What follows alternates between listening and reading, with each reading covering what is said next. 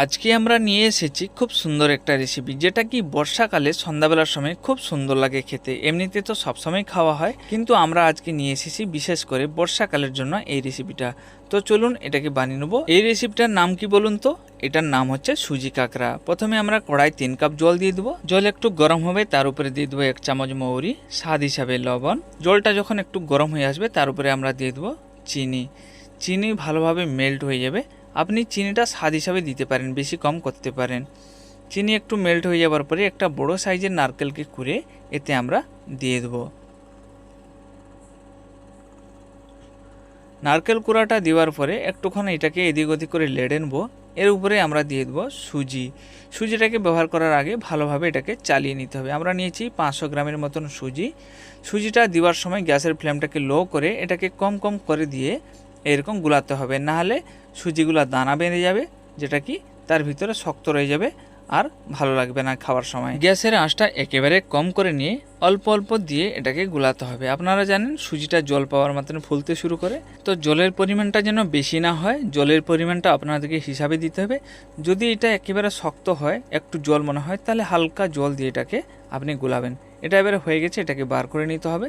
এটাকে কিছুক্ষণ ঠান্ডা করার জন্য ছেড়ে দিতে হবে। এরকম পাতলা পাতলা করে মিলিয়ে যদি 4-5 মিনিট রাখা হয় তাহলে অনেকটা ঠান্ডা হয়ে যাবে। এবারে হাতে একটু তেল নিতে হবে। তেল নিয়ে এটাকে আরেকবার ভালো করে মাখাতে হবে। যেরকম আটা আমরা চটকে থাকি, সেই আটা মাখানোর মতন এটাকে আরেকবার এইরকম গুলিয়ে নিতে হবে। দিলে এটা আর ফাটবে না। যখন আমরা পিঠাটা তৈরি করব, অনেক সময় আপনারা দেখবেন পিঠা ফেটে যায়।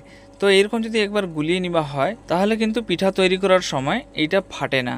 এটাকে গুলিয়ে নিতে হবে। গুলিয়ে নেওয়ার পরে যেরকম লুচি বানানো হয় সেই রকম ছোট ছোট গোল গোল করে আমাদেরকে বানিয়ে নিতে হবে। হাতে একটু তেল লাগিয়ে এটাকে গোল গোল করে বানিয়ে নিলে সব থেকে ভালো হয়, হাতে আর লাগবে না। বেশি বড় সাইজে করব না, ছোট ছোট এরকম গোল গোল করে বানিয়ে নিতে হবে। দেখুন কিভাবে আমরা বানাচ্ছি। ভালোভাবে এটাকে গোল করে নিয়ে এরকম চেপটা করে নিতে হবে।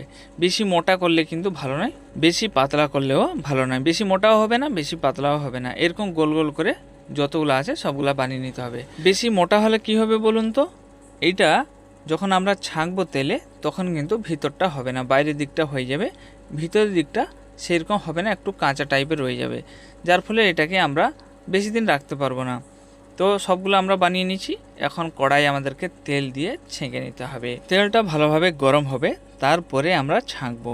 এবারে পিঠাটা ছাঁকার জন্য তেলটা ঠিকঠাকভাবে গরম হয়েছে কিনা জানার জন্য ছোট্ট একটা দানা আপনাদেরকে দিয়ে দিতে হবে। যখন এটা তেলে এরকম ফুটতে শুরু করবে তখন জানবে হয়ে গেছে। এবারে একটা একটা করে এতে আমাদেরকে ছেড়ে দিতে হবে। ছেড়ে দেওয়ার পরে একটু এদিক ওদিক করে এটাকে লেড়ে নিতে হবে। গ্যাসের আঁচটাকে একেবারে মিডিয়াম থেকে আরও কম করে রাখতে হবে, না হলে বাইরের দিকটা লাল হয়ে যাবে। লাল হয়ে গেলে ভিতরের দিকটা কিন্তু কাঁচা রয়ে যাবে। আমাদেরকে লাল হওয়া পর্যন্ত অপেক্ষা করতে হবে, কিন্তু ধীরে ধীরে এটাকে ছাঁকতে হবে, না হলে এটা ভালো হবে না। যখন এটা লাল কালার হয়ে আসবে তখন জানবেন এটা হয়ে গেছে। এবারে ধীরে ধীরে এটা লাল কালার হয়ে আসছে, এটাকে আমরা ছেঁকে নেব। মনে রাখবেন গ্যাসের ফ্লেমটাকে একেবারে মিডিয়াম থেকে আরও কম করে এটাকে রেখে ছাঁকতে হবে। একবার ছেঁকে নেওয়ার পরে দ্বিতীয়বার ছাঁকার জন্য একটুখানি অপেক্ষা করতে হবে, যাতে তেলটা আরেকবার ভালোভাবে গরম হয়ে যায়। এইরকম করে আপনাদেরকে সবগুলা ছেঁকে নিতে হবে। গ্যাসের আঁচটা যদি বাড়ানো থাকে তাহলে এর বাইরের দিকটা তাড়াতাড়ি লাল হয়ে যাবে, ভিতরের দিকটা কিন্তু কাঁচা রয়ে যাবে, যেটা কি খেতে ভালো লাগবে না, সেটাকে আমরা বেশি দিন রাখতে পারবো না। এটাকে ঠান্ডা করে আপনি যে কোনো প্লাস্টিক জার কিংবা কাঁচের জারে যদি ভর্তি করে রাখেন তাহলে 1 সপ্তাহ পর্যন্ত এটাকে স্টোর করে রাখা যেতে পারে। তার কারণ হচ্ছে এর ভিতরে জলীয় অংশ একেবারে নেই। এটাকে আপনি যখন খুশি খেতে পারেন। আশা করি ভিডিওটা ভালো লেগেছে। যদি ভালো লেগে থাকে লাইক, শেয়ার, সাবস্ক্রাইব অবশ্যই করবেন।